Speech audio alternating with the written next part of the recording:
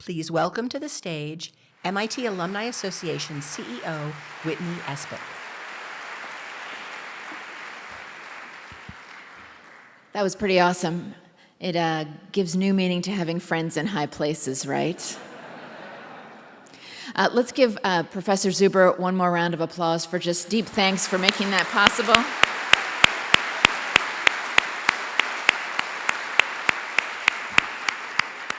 And also just the incredible speakers. It seemed like everyone had smiles on their faces and your brains were working hard. Those questions in the second session were really impressive.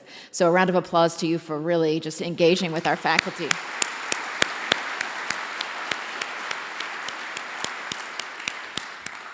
All right, so normally I would say it's a pretty tough act to follow some amazing MIT alumni astronauts. That doesn't happen very often. But I feel confident that you're going to be just as dazzled by the next set of stars who are going to come to the stage. In just a moment, our 128th MIT Alumni Association President, Steve Baker, and MIT's 18th President, Sally Kornbluth, will join us for a fireside chat. Your Tech Reunions app will tell you all you need to know about these special people, including President Kornbluth's academic trajectory that has brought her to us and to this stage today. This marks not only President Kornbluth's first Tech Reunions, but also her first alumni-exclusive appearance, and we're so delighted to have her continuing in the coming year with a global listening tour for her to meet even more of our alumni community. Her travels will continue the conversation in person as she listens and learns about MIT. Stops will include New York, San Francisco, and London for sure, and we have some more cities to announce in the near future. Before President Kornbluth and Steve Baker sit down for their conversation, we thought it might be fun to remind you all of the MIT she's been brought here to lead with all of you. Let's roll the video.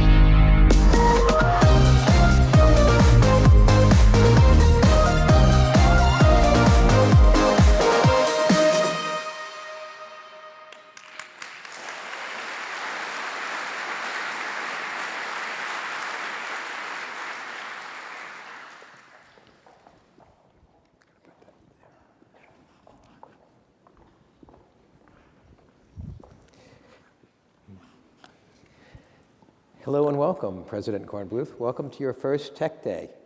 Well, thank you.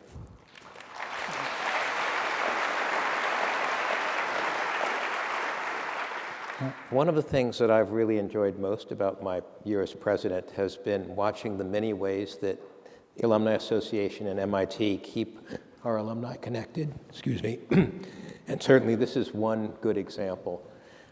So this is a great moment. Sally, as you know, we have here in Kresge Auditorium many alumni who are celebrating reunion years, as well as people live streaming from around the globe. Wherever you are in the world, the Institute is working to offer up opportunities to once again drink from the fire hose, as we all did as students. And so let's keep the learning going now. We're going to dive into some questions for president that have been synthesized from her listening tour for the last few months. Are you ready? I am ready. Okay. I think the first question that might be on folks' minds is, 5 months into your role, and with your inauguration and your first commencement in the books, what do you think of the MIT fire hose so far?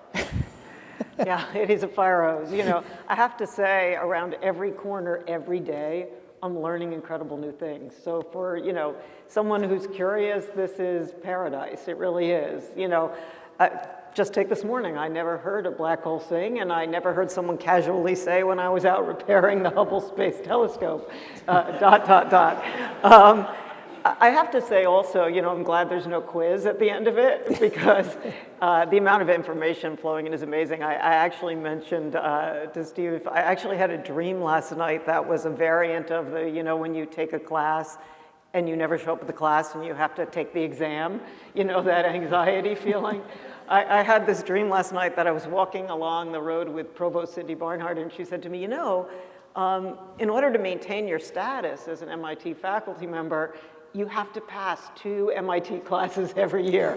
I was like, what? Nobody told me that. So anyway, it's been fantastic. I'm learning a lot, but as I said, a quiz might be problematic at this point. Those GRRs are tough.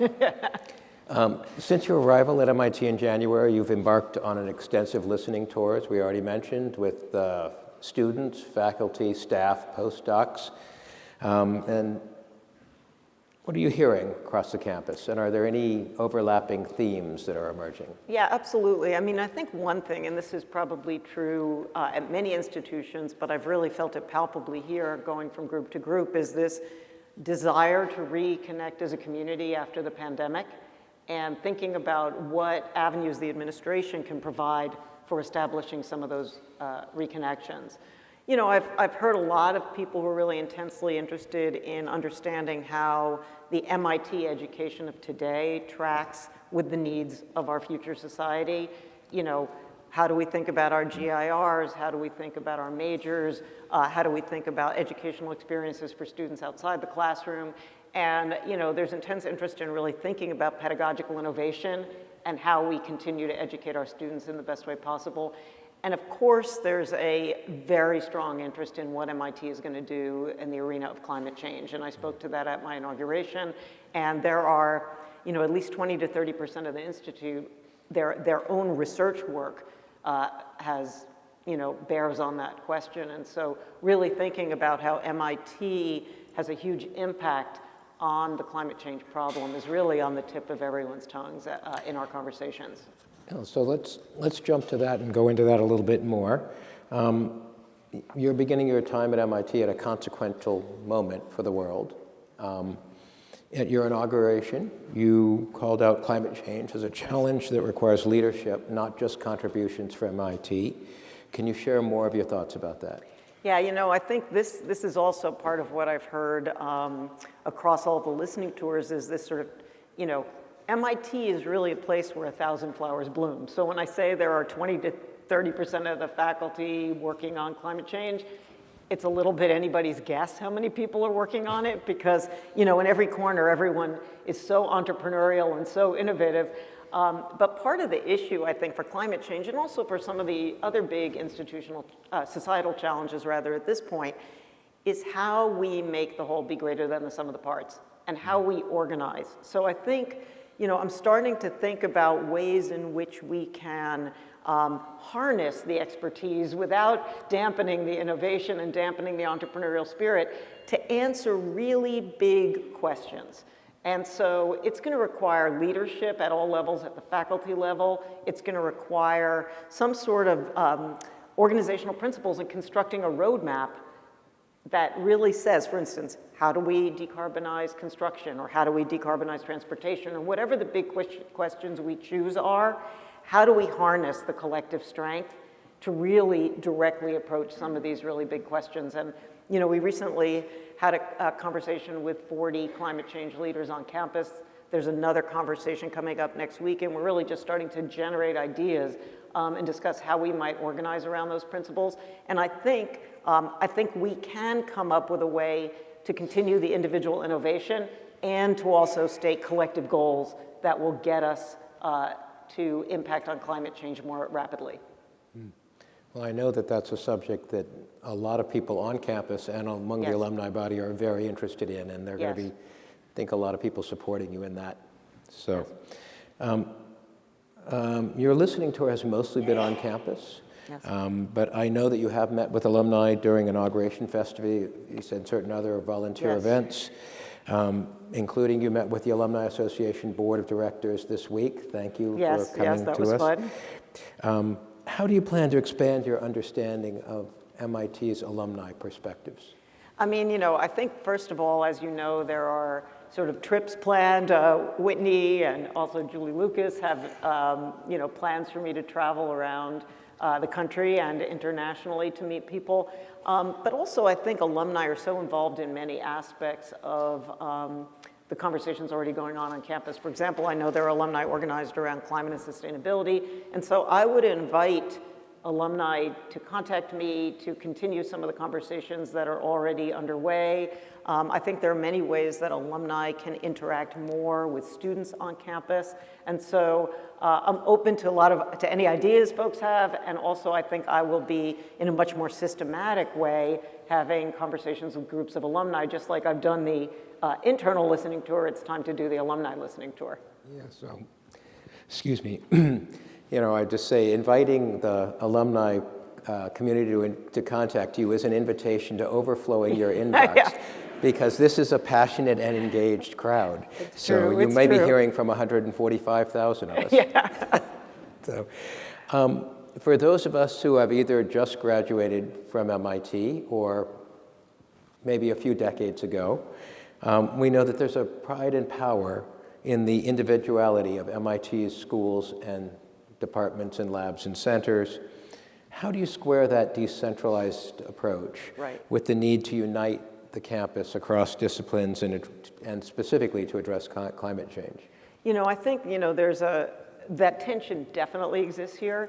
When I ask, is there a center on X, Y, or Z at MIT, whatever it is, and I look it up, the answer is there's like 8 of them or 10 of them. And sometimes they don't even know the other ones exist. And so, I think one thing that's important as we move forward on some of the big problems, societal problems like climate change, like the impact of AI on our work environment and on our personal environment, we're going to really have to think about, again, how we harness the collective. We also have to think about what things are better done in a central way and what things are better done in a decentralized manner. So, for instance, I hear a lot about tools for better research administration, et cetera. There's no reason for every little unit to be deploying that to reach goals. So we have to think what centralized services look like, what's deployed well in a central fashion. And also, part of it, as I mentioned, and I think this is true for climate change, but across the board, is that, historically, MIT has had a huge impact based on the work of individual brilliant scientists, engineers, et cetera. Now I think that society's problems demand more collective action. It takes many, many, many different approaches to tackle these problems. And this is not only science and engineering, this is the humanities, this is social sciences. So for many of these large societal problems, I think that the role of the central administration is going to be to take sort of a bird's eye view across the whole landscape and try to help make the kind of connections that are needed to look at these problems holistically. Great.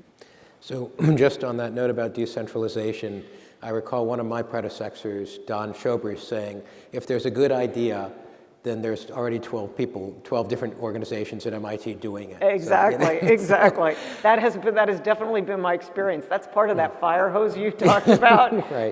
Right. So beyond climate change, you just mentioned AI. Yes. What other pressing societal changes or challenges do you think there are that the community, that the MIT community needs to tackle during your presidency? Yeah, and I'll make one comment about AI. I think that MIT has been at the forefront of technological innovation in terms of AI, but it also has a strong presence in terms of thinking about the social and ethical consequences of AI. And so I think that we have to step up our game in terms of all of the arenas where we're sort of the trusted guarantors of a lot of the technology being developed that is going to really impact the broader world. And from recent external surveys, it's been clear that the broader public trusts MIT to deploy technology responsibly. And I think that has to be part of our conversation. So that's one concern I have, and not just about AI, but really about anything we do.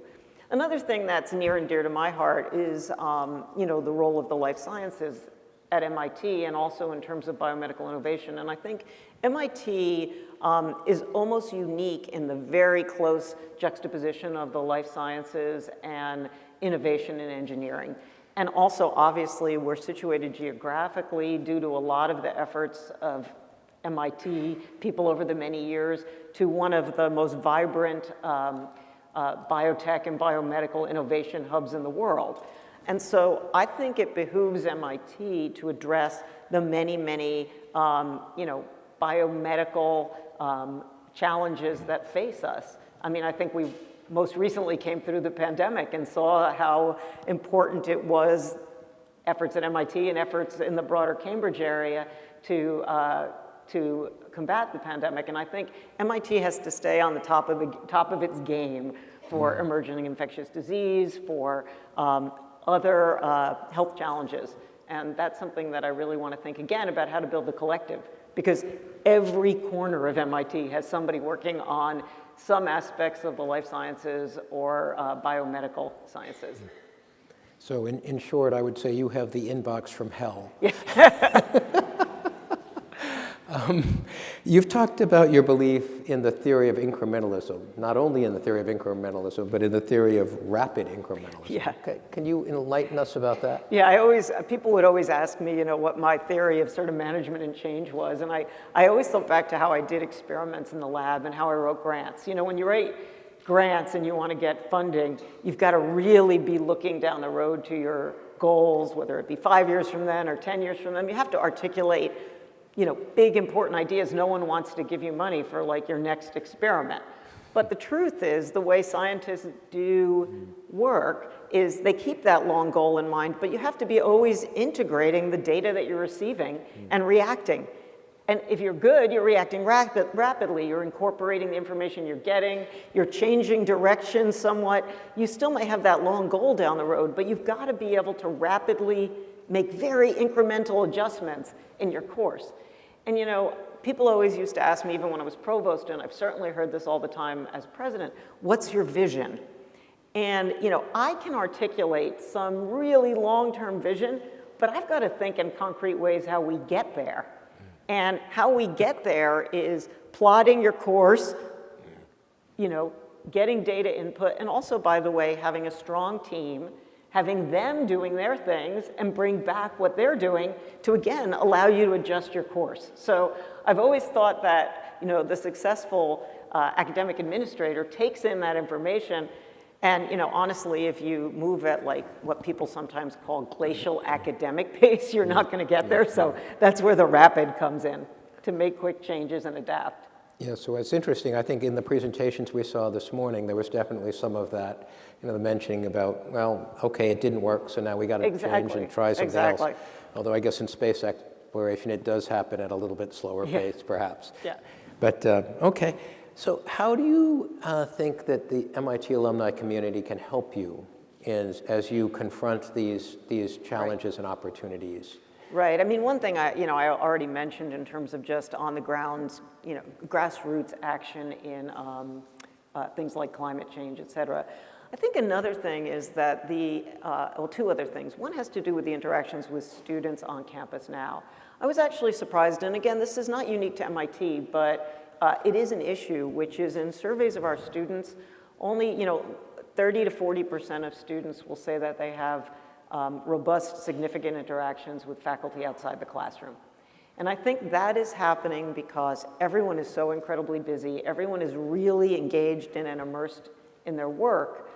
But I think the students are crying for, if you will, they might not admit it, but they're crying for an adult presence sometimes, and interactions, guidance in terms of what their future careers will look like, in terms of how they navigate the MIT of today with respect to how some of their predecessors navigated MIT. And I think we could think much more intentionally about how we have really strong interactions between alumni and the current students.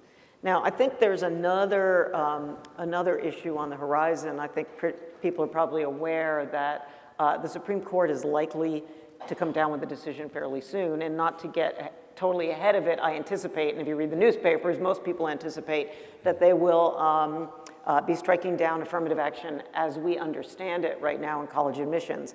And as we understand it right now is, a checkbox on an application. And I think MIT has become such a rich and diverse community, and that sort of diversity enhances the community life, it enhances the science, it enhances the engineering on campus, and it actually prepares our students, all of our students, for what life is going to be like out in the real world. And I think the alumni are really going to have to be ambassadors to making sure that our outreach and access is really broad, that the pipeline to MIT stays wide, and that we can select the very best talent no matter where people are from, no matter their demographic, diversity, et cetera. And I think it's going to behoove us as a large community to try to keep this community diverse and vibrant.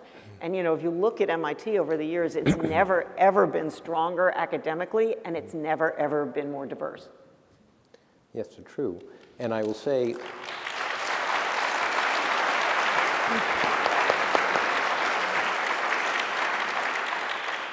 I think you will find willing partners in the alumni community on both those efforts. The mentoring piece, I know that we have mentoring programs, and a lot of alumni have stepped forward and have said they have been disappointed that they have not yet been contacted.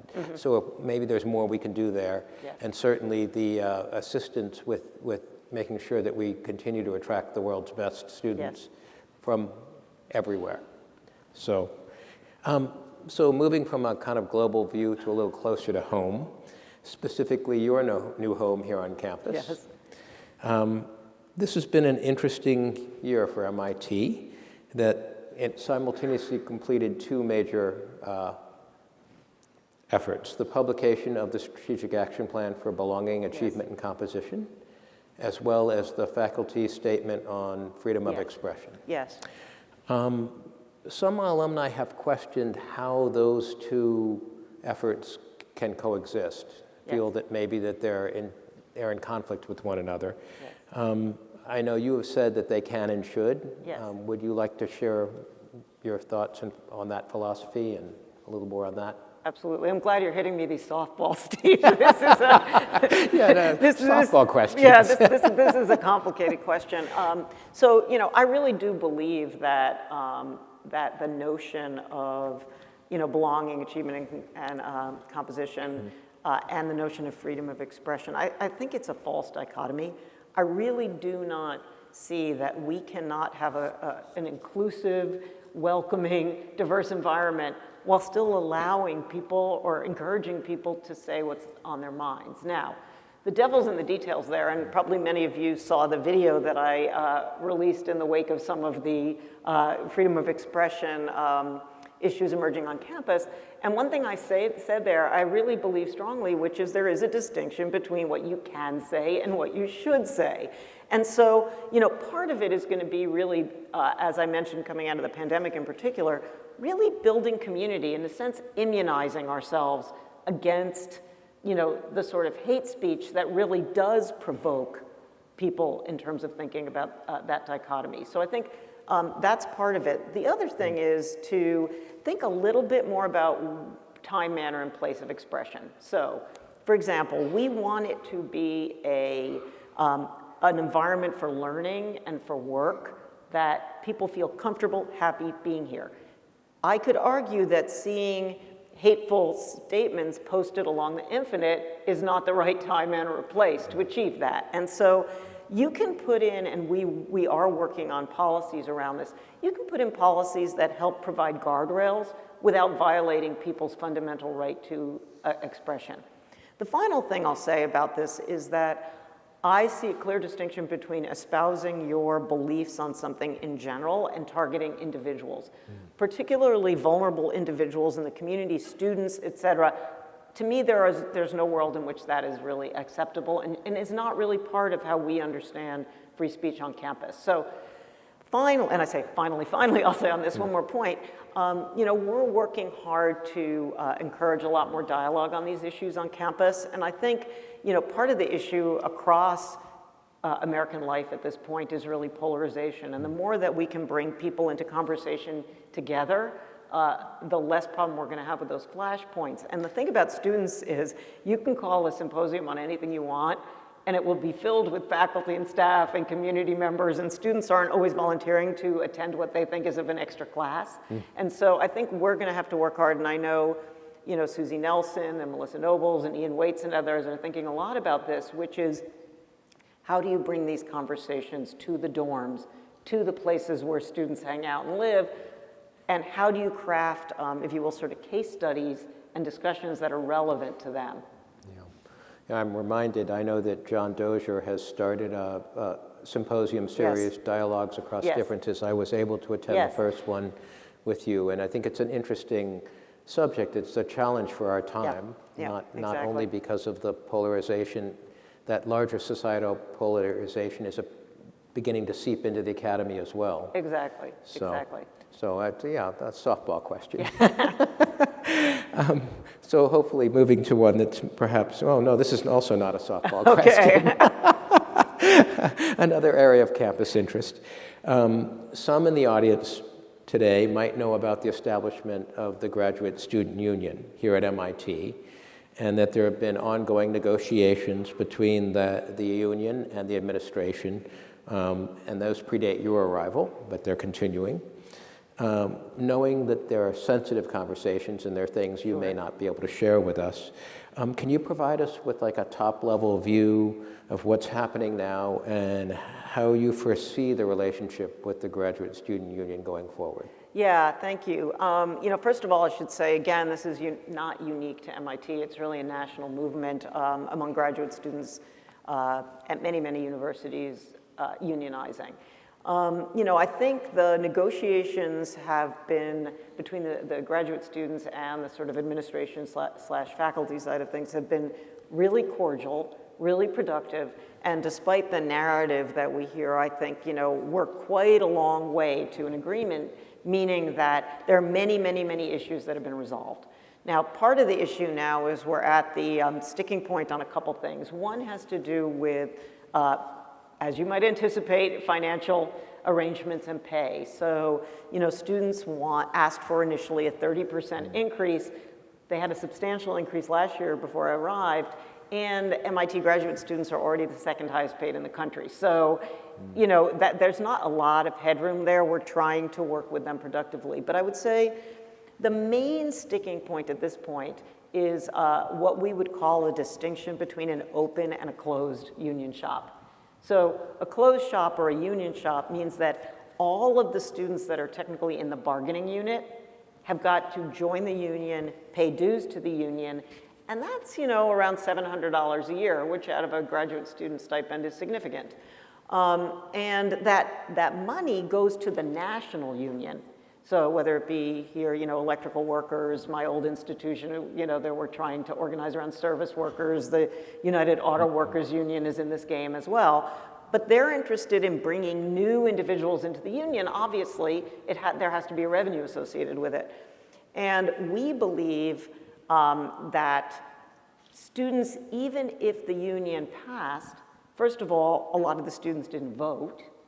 And second of all, even those that did vote, there were plenty of students who did not vote for the union. And so we believe that students should elect to either join or not join the union, pay dues or not pay dues. The issue, though, obviously, is, and they're in close consultation with the national union wants, obviously a closed shop. Now, there may be compromise points. So, for instance, there's something called an agency shop, which would mandate that student pay fees, but pay these dues, but it doesn't have to go to the union. It could go, for instance, into a student hardship fund. There are other ways to arrange this, and we're really in a lot of conversation, but you know, we would like, if we can, to come out of this negotiation preserving the right for students to choose to participate or not in the union, but we'll see how it goes. As I said, I think the channels of communications are open, and the students and the negotiators have had many good conversations, and hopefully we are reaching a point where we can wind this up. Great. Just a very quick follow-up on that. Do you have any thoughts about the time frame for that, or do you feel like you can't say at this time? You know, it's hard to say because the students had originally put out some information to their sort of stakeholders saying they wanted to get it done before commencement, but obviously that didn't happen. And so, and you know, part of that obviously is that some students who are involved in the union are graduating. So my guess is that there's going to have to be a little bit of regrouping. Hopefully over the summer. Look, you know, I'd like to have this settled when we start in the fall, but, and I'm generally an optimist by nature, so I'm hopeful. Great, great. Well, we look forward to seeing that resolved in a way that is satisfactory to everyone's interests. So now, how about a few softball questions? Okay. These are the softball questions. Okay. We've talked about your role as MIT leader and the inbox from hell and all of that. I think our alumni might like to know a little bit about you as a person. So I'm going to ask you what we'll call a lightning round of questions about getting to know Sally as a person. Are you a morning person or a night owl? Night, but I don't have a choice nowadays. But intrinsically, I'm a night person. Okay. Dogs or cats? Dogs. That Did was I wait definite. long enough? Okay, how about large dogs or small dogs? Oh yeah, this is a hard one. For those of you who see me walking around campus, I have a Collie Shepherd mix and a Chihuahua mix. So, you know, that's like asking, you know, which one of your children do you like better, except they don't really understand the answer, but yeah. And by the way, you just lost my 2 cats vote. There you go. Okay, do you prefer for a vacation the mountains or a beach? Mountains. Okay. And do you have a favorite MIT alum in pop culture? Oh, you know, this may be showing my age, but it's, you know, Will Hunting, as opposed to like, you know, I haven't even seen some of the more recent movies. So Good Will Hunting, okay. And how about a favorite book or movie about MIT? Favorite book or a movie about MIT? Isn't Good Will Hunting? Okay, well, are you allowed to answer the same question? Yeah, I think so. I think so. Okay. And last, if you were trapped on a desert island and you could only have one record album with you, what record would you take? Oh, definitely James Taylor's Greatest Hits. Okay. I'm like a huge James Taylor fan. There you go. I'm in the right state now. So, knowing that you moved up here from North Carolina to Massachusetts, I don't need to ask you to rate your experience about the weather. True. Or the pollen, I might say. But what are some of the things that you've learned about living here in Cambridge and the on-campus that you're enjoying so far? Well, I have to say that, you know, Cambridge and Boston in general have great food. So I've really enjoyed, you know, a much expanded restaurant scene. And even I have to say, all the food like all the food at meetings and alumni, I mean, everything, haven't had a bad meal since I arrived here. So that's been great. You know, I really like living right along the river. It's just fantastic every day to look out and see people rowing and sailing. In fact, I told my husband that you have to go take sailing lessons so that we can go sailing. So he's like, I like how that, I have to, anyway. So I'm hoping that will happen. And you know, it's a great place to just walk around. I mean, I'm really enjoying walking the dogs all over Cambridge and Boston, and so it's been fun all around. And the weather recently has been wonderful. Great. Although unfortunately not today. Not today, but so, in general. We're out of time, but I would like to get to one final question. Of course, it may not be fast, but we'll do our best. What are the early messages that you would like to share with our alumni about the direction of MIT under your leadership? Yeah, I mean, I think that a couple things. First of all, MIT has always been this beacon for the best talent in the world, and the most important thing I can do is to sustain that and to continue to build on that. And so I think, you know, we have to keep, as I said, our sort of pipeline of talent broad, but also just, you know, get the MIT message out to the world and continue to bring the best and brightest at all levels, from, you know, undergrads to graduate students to faculty to staff, et cetera. The other thing is, you know, what attracted me to MIT in the first place, I mean, I've said in other settings, you know, I was perfectly happy where I was. It wasn't that I woke up every morning and said, I gotta go be a president somewhere. But, you know, when MIT called, I couldn't say no, because I think the most important thing is that MIT is maybe the place, or at least one of the very few places, that can address in an effective way the many challenges facing us in society. And I think that, to me, the most important thing is to continue the impact of MIT on the broader world. And honestly, as an administrator, to do everything I can to grease the skids to enable MIT to achieve those heights. Wonderful.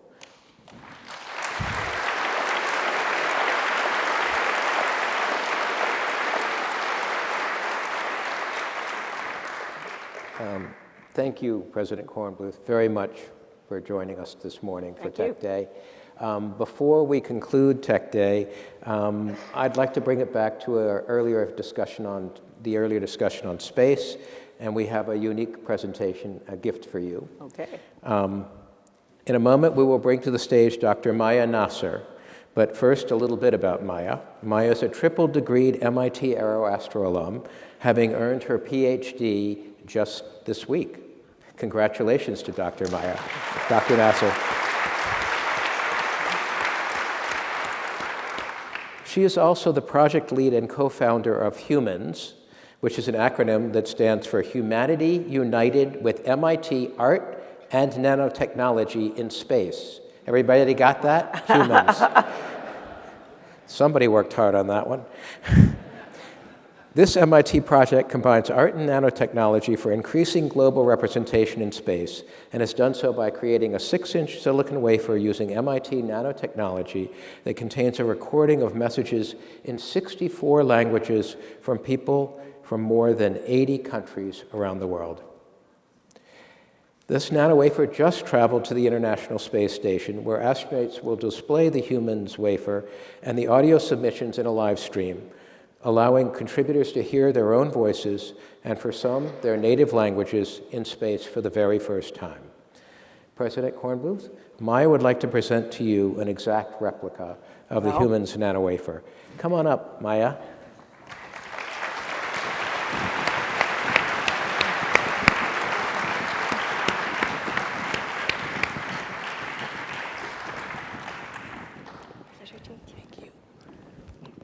So much. Of course.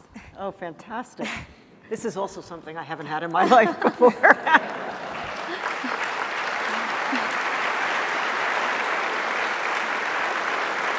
Thank you so much. Fantastic. Wow, that's amazing. Do you want to say thank you? Oh, yeah. Okay. Well, I'll just thank everyone here. Thank you, Steve. Thanks, Whitney, and thanks to the hundreds of volunteers that have made this all possible. And thanks for joining us for my very first Tech Day. And I hope you enjoy the rest of your time on campus. Thank you so much. Thank you.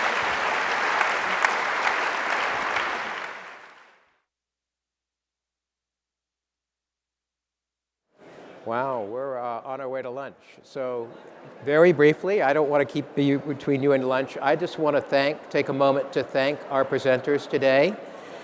President Sally Kornbluth, Vice President Maria Zuber, Alumni Association CEO Whitney Espick, Professors Cahoy, Wood, Perrone, and Cara, and our Better World Service Award winners, Vanessa, Segun, and Don, and Maya Nasser and the HUMANS team, and of course all of the Alumni Association staff. Thank you for being here with us today. And if you're attending the Tech Reunions picnic, it's right outside. So enjoy the rest of your weekend. Have a great afternoon. Thank you.